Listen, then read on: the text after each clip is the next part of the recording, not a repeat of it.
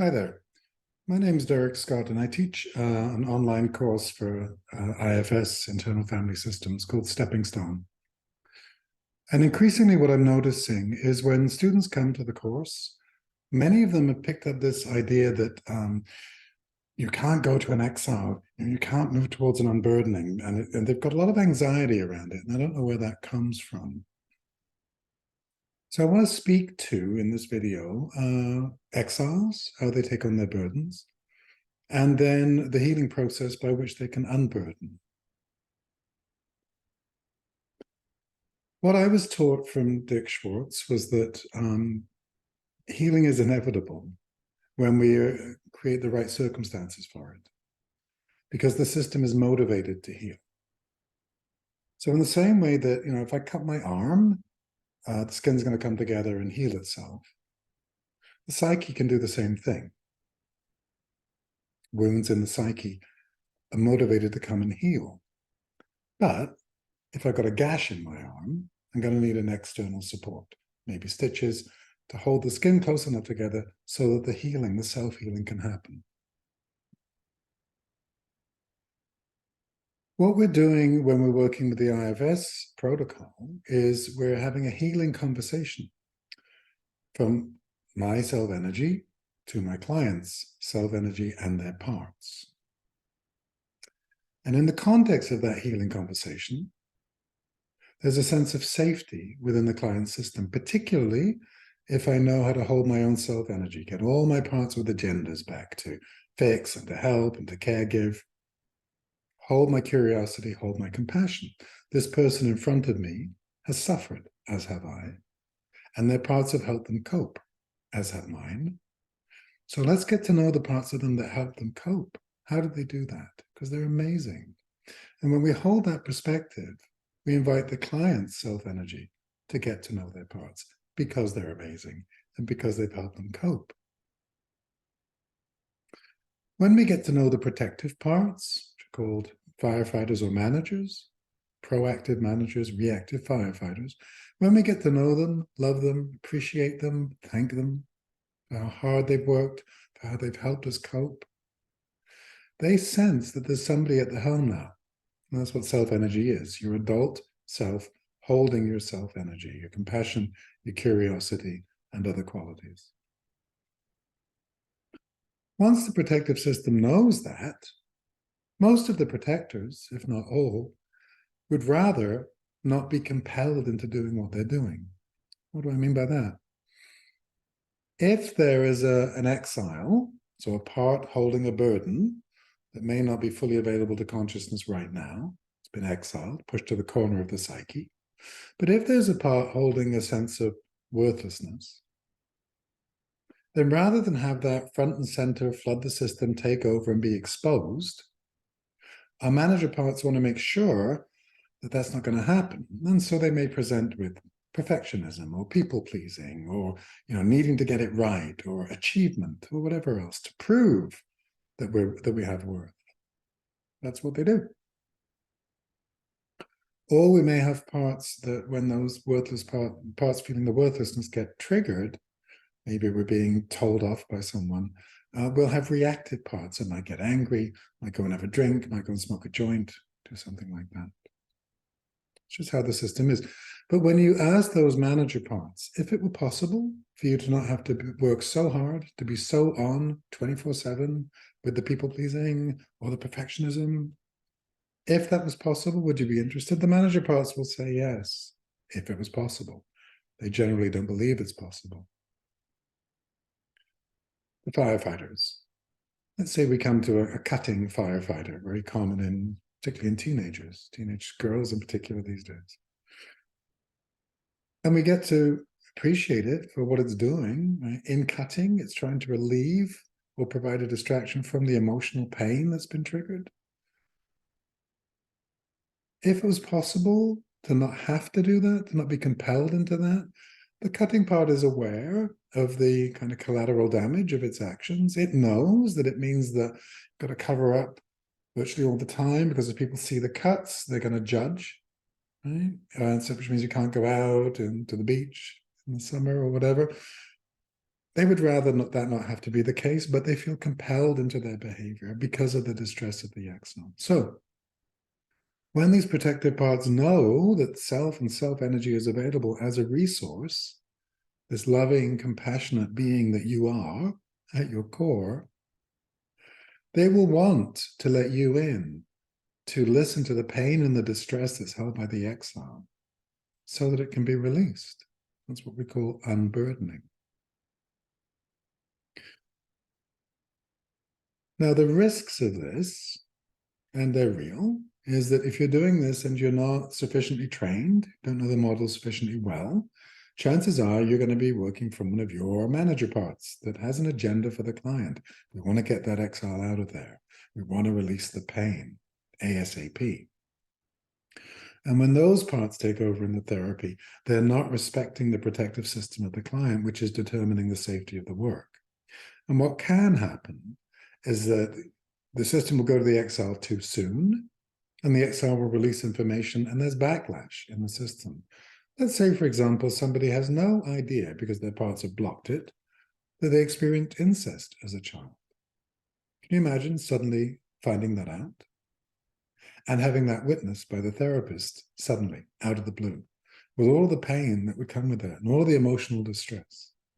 If that happens, perhaps because the therapist has been pushy in their agenda, or mistaken when the client says, yes, it's okay to go there, mistaken a manager part saying, let's go there, for enough self-energy, which is checking with the whole system, is it safe to go there? If an inexperienced therapist does that, there could be tremendous backlash in the client's system over the course of the week. I can't believe I said that. I can't believe I found this out. I want to kill myself. I'm not going back to therapy again. I feel so ashamed. All sorts of negative consequences. So there are cautions around coming into work with an exile, and they're there for a very good reason. Similarly, because the IFS model goes straight into the system, an exile might present and flood and take over, and you may not know what to do with that. Somebody may be consumed with terror in your system, consumed with shame, in your session. What are you going to do with that? Now, at the same time, if you know the model and you're working with the protective system, the recommendation that you don't go any further, to me, makes no sense, because the healing is inevitable. You work with the protective system, and they will bring the exiles forward for the healing that's possible. So that presents an ethical dilemma for me and for many therapists. Of course, the answer is to get training. Well, it's very difficult as of 2023 to get training with the IFS Institute because they're filling up. Their trainings are filling up, and they haven't been able to accommodate the demand, which will probably increase because this model is the thing. Right? It facilitates the healing that clients are seeking. I run the Stepping Stone course, which also tends to fill up, right? But rather than leave you dangling with, well, then what can I do in the midst of this ethical dilemma? Here's some suggestions. Find a buddy, a therapy buddy, a colleague that may also be wanting to work with the IFS model, or already is, even though you may not have been able to access training or sufficient training, and buddy up with them. Do some one-on-one peer work, right? Debrief your sessions with each other. Make an arrangement where you're going to share sessions with each other. See how it goes. That's one option. There's many Facebook pages now. I host the IFS Canada Facebook page, which you're welcome to join.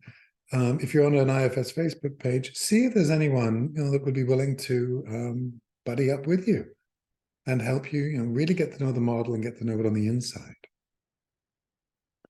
You could also set up practice groups, or you can find 2 other people.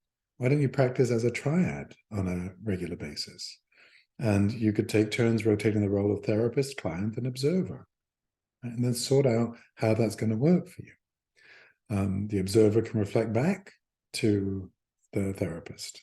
The client role can reflect back what worked and what didn't work in the context of the safety of the 3 of you, or the 4 of you, whatever that grouping is. You don't have to feel that you're out there in the cold waiting for a training that might take years for you to be able to access. You might take that a step further. You've got 2 or 3 buddies that want to learn this, or you find them on the Facebook pages. Hire an IFS therapist who can supervise you in your practice groups. What my students tell me is there is no better way to learn the model than to be in your own IFS therapy. And that being in a practice group, especially a supervised one, where someone is helping you to notice when you get blended, with the term we use, with your own therapist parts that have an agenda, when you're helped and encouraged to notice that so that can pull back, you will then be able to access and hold more of your own self-energy, which means your clients will experience you as safe, and which means that their work can go deeper. So I'm not suggesting you don't take training. I think it's a really, really good idea. However, given the inaccessibility of a lot of it, these are ways that if you are already working with the model, maybe you've taken a weekend here or a PESI course or something, and you've realized the power of it, these are ways that can help you resolve that ethical dilemma where you are getting some support. And your practice will improve.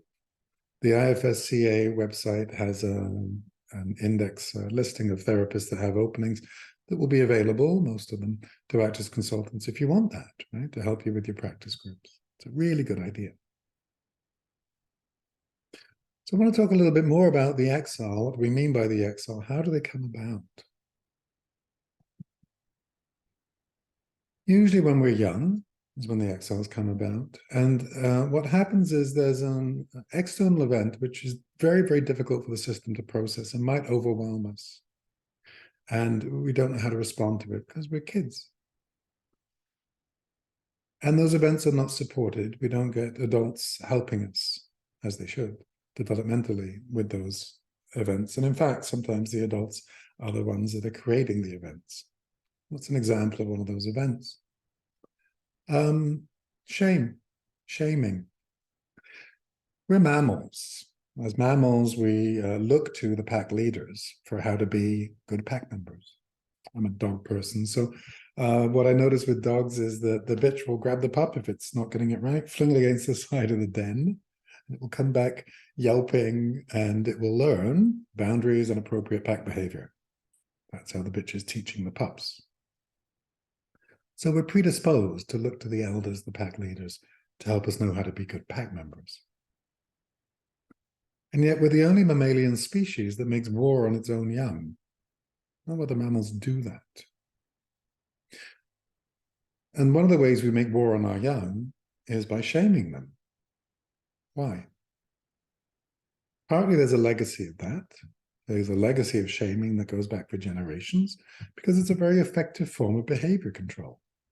Kids will do almost anything to avoid it because it feels so dreadful. What's the feeling of shame? I'm unlovable. I'm not wanted. I'm worthless. I'm a mistake. I'm flawed. I shouldn't even be here. That's how we make meaning as children when the trusted adults give us that information. Kind of what they're meant to be doing is nurturing us and supporting us and welcoming all of our parts as they begin to show up and manifest, and then helping us to be aware of, when that part of you does that, it can upset this person. Did you notice? And so we help our kids to learn how to be with others, because that's that early developmental stuff around learning how to be social. There's been quite a bit written about that. Don't need to belabor it. But if instead we shame that young kid, you bit Cecily on the arm, go and say you're sorry. Why would you do that? That's a terrible thing to do. What a horrible kid you are. Or, oh, you're crying? Do you want me to give you something to cry about? Or many, many messages, right, that are unsupportive of us as children. And when they hit us, we don't know what to do with that. Right? What do I do with that? So here's what we do with that. A part of us steps forward and takes the hit for the system, takes on those beliefs. There's something wrong with me. I'm not okay. I'm a bad person. I'm a bad kid. I'm a disappointment to my parents. I shouldn't exist. If that belief was front and center all the time, we could not and we would not thrive. So what the psyche does is it pushes the part holding that belief into a corner of the psyche. It's exiled so that we can carry on being and doing the things that we do. However, that part doesn't want to stay there holding all of that distress. If it was possible, it would rather release it. So it will get our attention, it will nudge to get our attention. Someone tells us we did a bad thing, it's because I'm worthless. Somebody doesn't want us on their team, it's because I'm not good enough. Somebody won't hire us. They see that there's something wrong with me. When that begins to come up, other parts will distract from it. Those are the firefighters. Or managers will try and make sure it doesn't come up again. I'll stop applying for the jobs. I'll stop having unrealistic expectations. I'll settle for less. So that's how the internal dynamics get set up. But when we as adults and with our self-energy are able to enter into that system, and the protected parts know we're there, well, that's when the exiles can be witnessed. And this is the unburdening process. We bring our compassionate witnessing to this part, it's holding the distress. Once the protectors allow us to do that and determine that it's safe, and we hear its story. What happened? What happened? How come you believe that there's something wrong with you? Tell me about that. And I may find this part is crying, and it's little, and it feels like it did a really bad thing, and it's a really bad kid, because mom or dad shouted at it, made it feel bad. Amplify that into trauma, and you've got a lot of distress that's being held by these exiles. But regular folk, you, me, everybody else, got this legacy of being shamed, and parts of us carry it. And we also have parts that learn to shame us internally, because that's what the trusted adults did. Right? Why would I do something like that? It's because there's something wrong with you. That's a manager part in our own system, shaming us. Right? Why? All parts have a positive intent. Why would it shame us? Because it doesn't want us to get in trouble. It doesn't want that part to get triggered again. And it's learned to shame us because the parents shamed us. That's how we talk to those parts of us. That informs our inner dialogue.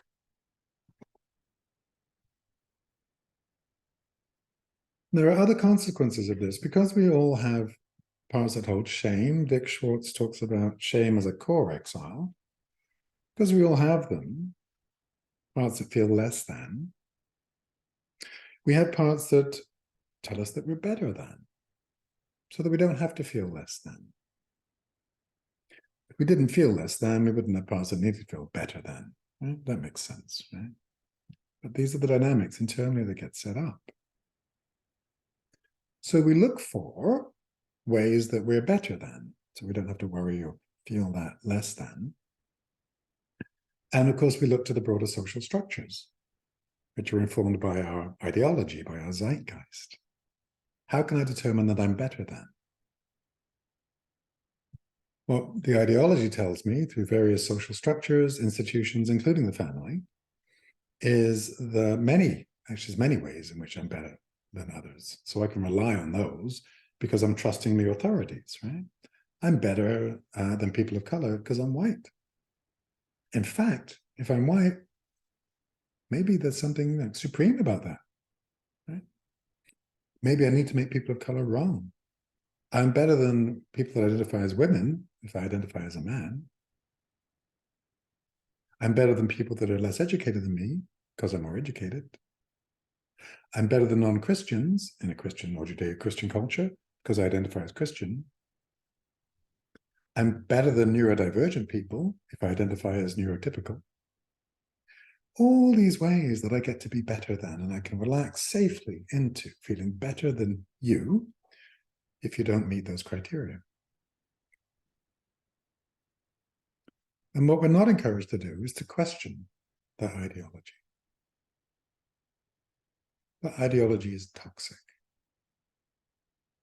That ideology justifies being unkind and hurtful to other people that are determined to be other and less than. When we become aware of that, it informs our response to the world in a different way. And we're not aware of it growing up because we're looking to the trusted adults and the trusted authorities to tell us what's true and good. If you grew up in a white supremacist household, One of the values is to respect your elders. And if your elders are telling you that people of color, people who identify as trans, people who are same-sex oriented are deviants, are wrong, are agents of Satan, you're a good kid, you're going to listen to your parents. And you don't contradict your parents. So our young managers will take notes. Okay, that's what I need to know about the world. And without questioning or revisiting, we become adults that manifest and operate on the basis of those values. None of us believe that we're bad. And at the same time, we've got the shame exile, right? So we justify all of the things that we do. Or white supremacists will justify what they're doing because their belief system is that they're acting in the ways that the Lord wanted them to act. They're not going to say, I'm a horrible person because I'm oppressing people of color or people who are trans or same-sex oriented. It's just not how it works. It is required, therefore, that we look at the broader social structures. And it's a toxic soup. It's horrible. All the ways that we're encouraged and invited to be unkind to people. And if we have those parts, all the ways that we're encouraged and invited to be unkind to ourselves. I'm a gay man.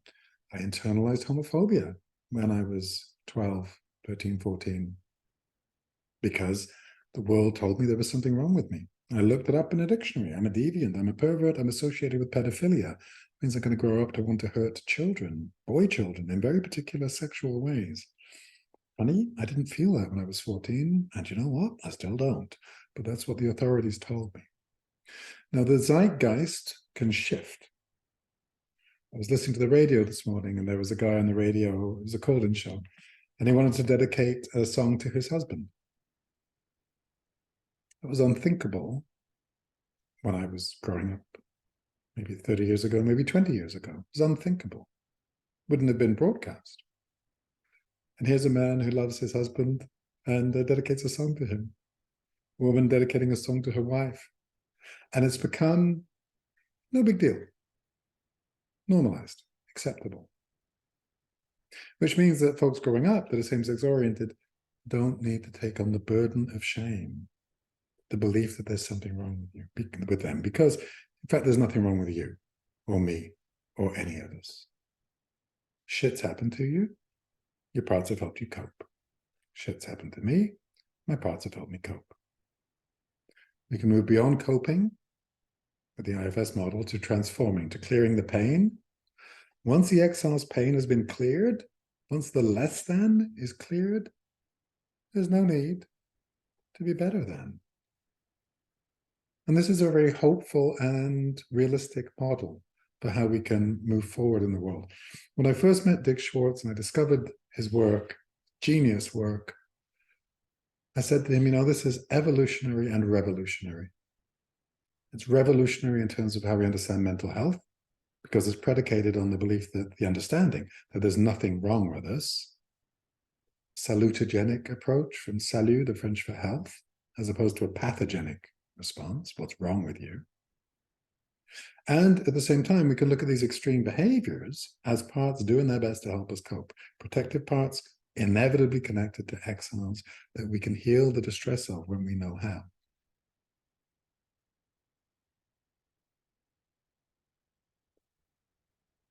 Those of us that grew up same-sex oriented back in the day, 60s, 70s before, carried parts that were deeply ashamed. I've needed to do work with mine to clear them. And now if a homophobic comment comes my way, I'm very clear. That's about them and their need to make a homophobic comment towards me. They've got a homophobic part. How come? Well, it's supported by a heteronormative homophobic culture and ideology that they've grown up in. So when self and self-energy, which we're used to thinking of as going internally to facilitate balance and harmony and healing, when our self becomes aware of this toxic ideology, we're motivated to do something about it. And this is where self-energy comes into social change and social justice, because it has to, because it's wrong. It is wrong to decide that some people are less than and deserve to be treated poorly or badly. And we know it. We know that at our core. Even though we've got our parts, got these mixed messages and confusions growing up, we can feel it. It is not okay to be unkind to somebody based on some difference which is being identified. Moreover, it's not just not okay. We miss out on this golden opportunity of the incredible diversity that we can celebrate within ourselves as people. Thank goodness we're all different.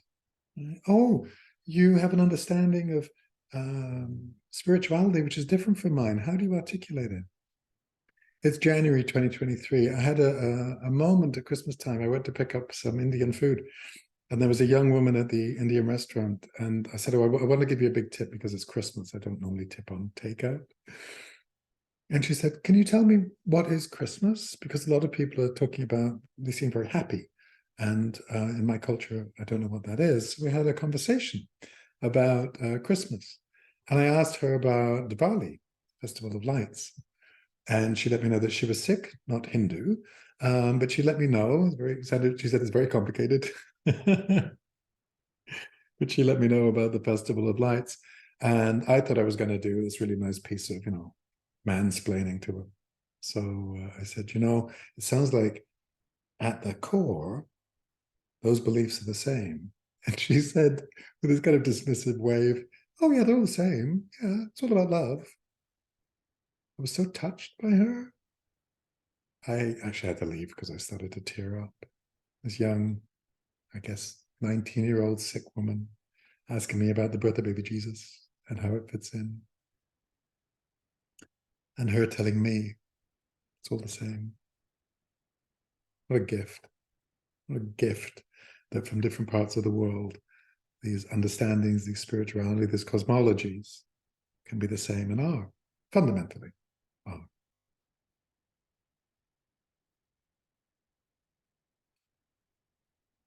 So for me, individual healing and social change must come together because the burdens, the distress that we carry are a result of the internalization of a toxic ideology. And the IFS model, the IFS protocol, gives us the means whereby we can clear the distress because they've been taken on as a result of false teachings. They've been taken on as a result of beliefs that there is something somehow wrong with you. There isn't. And when we grow up and we're shamed, which has happened to pretty much all of us, well-intentioned parents, right? They don't intend to hurt us. They've been taught that way. They've been taught that these values are inculcated in this way.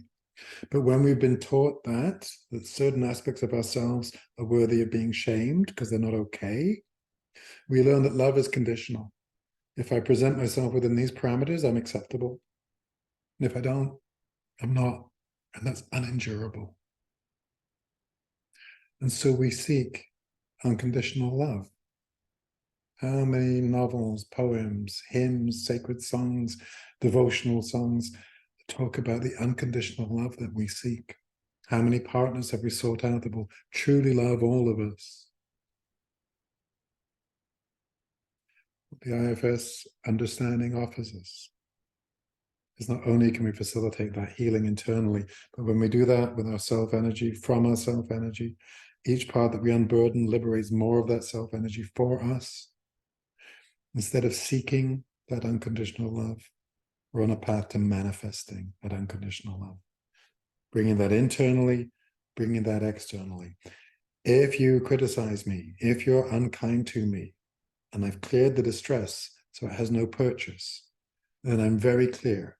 There's a part of you that needs to be unkind to me. And that part of you has learned that it's okay to be unkind to me within this toxic soup. And it's protective of another part of you that feels like it's not good enough. And when I can get clarity, one of those seas of self-energy, when I get clarity that that's what's going on, I can access my compassion for you. When I'm able to access my compassion for you, coupled with my courage, another aspect of self-energy, then I become a compassion warrior. We're looking at devastation over the next few decades. We're looking at climate refugees coming from the equatorial band, going north and south, just trying to survive, just trying to find somewhere to live. We've lost everything. How are we going to respond? We're going to respond from, this is mine. I've worked hard to get this. I have a right to get this. You can't have it. Sorry you're dying, but you're different from me. You're less than. That's where the parts can take us. Scarcity. Do you have a scarcity part? Do you ever worry that these people are going to take something from you? Explore that. Because once that's all cleared, I have more than you. I can survive with a bit less. Here. That feels good and right. See how tight this feels? See how open this feels? And if there's a struggle around that, pay attention to the struggle. What's being lost? What values have you taken on? We've grown up with a capitalist system. We've grown up with everyone can succeed at the same time as putting down and making sure certain people can't. It's crazy. But explore that in your own system, right? If you're not feeling that generosity, if you're not feeling like a compassion warrior, you don't have to. But get curious about what might be blocking that. Well, it's my fundamental belief that that's who you are, that's where you live, and that with this ongoing understanding and evolving of how the psyche works and how we can access our true core self, our inherent goodness, and manifest that in the world, that's what we're going to need to rely on coming up. So I'll leave you with that message, and I hope this has been helpful, and I hope you can find folks to do some learning with about the IFS model, and that you get to do some practice with, and that you get to develop and grow in the way that you can then manifest your own self. If you're working as a therapist, counselor, coach, pastoral counselor, you are committed to the path of healing and the path of service. So thank you for that. Not everyone chooses to do that with their life. And I wish you well in it. And I hope that you're able to do that in a way which is both fulfilling for you and helpful for the folks that you're attending to. So God bless you. Bye for now.